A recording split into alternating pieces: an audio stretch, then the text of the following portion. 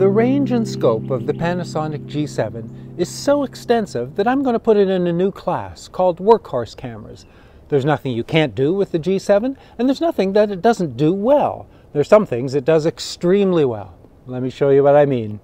The G7 includes the same sensor and processor as the pricier GH4 model. With a great electronic viewfinder, interchangeable lenses, full manual with dual controls, and RAW files, it covers all my must-have features, and then packs it on with best-in-class focus settings, a 10,000 image time-lapse, and 4K video. As 4K with its 3840 by 2160 resolution becomes mainstream, the G7 is the perfect place to start, even if you don't yet have a 4K TV. Its 4K features are fully implemented and well integrated. Select Movie Mode, press the menu to select Format, MP4 for 4K, and Quality, 30 or 24p. HD resolutions are also available in MP4 and AVC HD. Not all of Panasonic's excellent still focus features are available while shooting video. And racking focus from one object to another can be tricky with a focus-by-wire lens like this 14-42. So the ability to use the touchscreen to focus is magic, although it requires soft hands. Focus peaking is also available. Set your exposure mode, P, A, S, or M. 2 zebra points can be set, although only one can be displayed at a time. Shutter, aperture, and ISO can be adjusted while recording. Unfortunately, there's no ND filter, although mounting one on the lens remains an option. Select a color gamma setting from Photo Styles, which includes Cinelike V and D, seen here on a reference chart.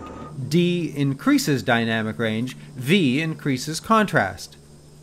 If you're going to do color grading in post, probably go with D. Whichever you choose, further control, contrast, sharpness, noise reduction, and saturation are available. And if that's not satisfactory, use the highlight shadow settings to select higher or lower contrast gamma curves, or create and save up to 3. It's a pretty extensive toolset to customize your video look, particularly with lower contrast, saturation, and sharpening, so they can be adjusted in post. The time limit in 4K is 30 minutes, as displayed in the bottom right. Some lower resolutions have slightly lower limits. There's a live HDMI out, which doesn't disable the LCD, but doesn't display while recording 4K video. Doesn't work for 4K still mode either. Display either with a menu overlay or clean. There's also an audio import, making the G7 an extraordinarily capable 4K video camera. On the HDMI output, even in HD, the menu overlay is displayed in what looks like 4K resolution. On the LCD, the menu is full size. So on an external monitor, it's very useful while adjusting settings like highlight shadow. 4K video records 38 megabit images per second. Doesn't that sound like a great burst mode? Take advantage of that by turning the drive mode dial to 4K and select a photo mode like S. Of the 3 available capture settings, SS, press the shutter once to start and again to stop, seems the most effective. These files look and play like video files, but here's the thing. For smooth motion in video, the shutter speed should be around 1/60th, but to stop action in a burst, the right shutter speed is more like 1,000th, so played as video, the action looks a little off. To extract a still, use playback mode and select the 4K file. You'll see the icon in the upper left. Press play to view, or use the scrubber bar to find the frame you want. A series of still image thumbnails appear. Find the frame, then press the center button to save the image. The G7 is relatively small and primarily plastic. It feels solid with a good-sized front grip and thumb rest. Large, comfortable eye cup centered over the lens. Interchangeable micro 4/3 lenses. There are lots available, and not just from Panasonic. This kit came with the 14-42, excellent for video, about a quarter turn for the direct action zoom. Focus is maintained as you zoom in. Closest focus on this lens is 20 centimeters to about 14 centimeters diagonal. Aperture opens to 3.5 wide, ramping to 5.6, and closes to f/22. Nice bokeh and a fairly shallow depth of field, even at f/6.3. Inside, you'll find a micro 4/3 sensor.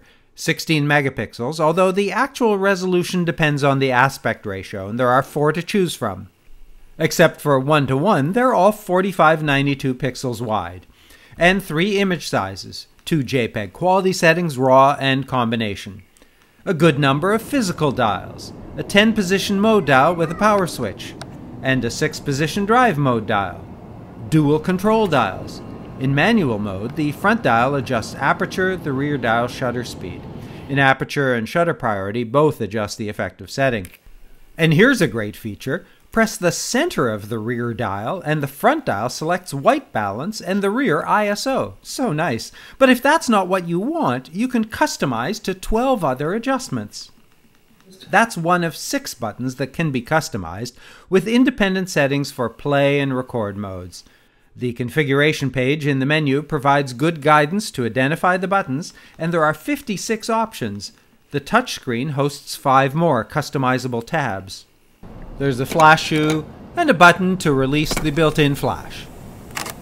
A focus selection switch, auto, continuous, and manual.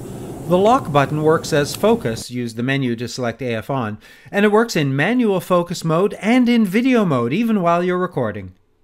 I primarily use auto single and center, and the ability to move the focus point using the touchscreen is quite liberating. I'm providing just a glance at the wide variety of focus area capabilities, and even if you only plan to use single and center, it's worthwhile playing with all of these features. An on-screen distance indication and expanded view are useful for manual focus. Peaking with 2 levels and 3 color options is available from the custom menu. Auto white balance, 5 defaults for custom settings which can be captured from a scene and can be further customized using a color grid. ISO, there's a default button, can be set from 200 to 25.6, or auto, which has an adjustable limit.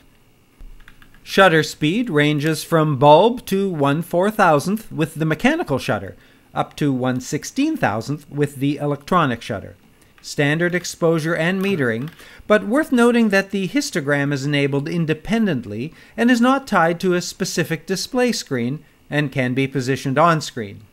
When you achieve proper exposure, the histogram changes to white. Great feedback. If exposure is off, a soft press on the shutter button makes the aperture and shutter speed settings flash red. Exposure bracket ranges from 3 images and 1/3 stop to 7 images and a full stop. Self-timer for 2 and 10 seconds, or 10 seconds with 3 images, and this is in addition to the 1 to 8 second shutter delay options to reduce camera shake. The multi-exposure drive mode superimposes 2 images. Take the first. If it's okay, next, or retake if not. When the second is good, exit to save the image.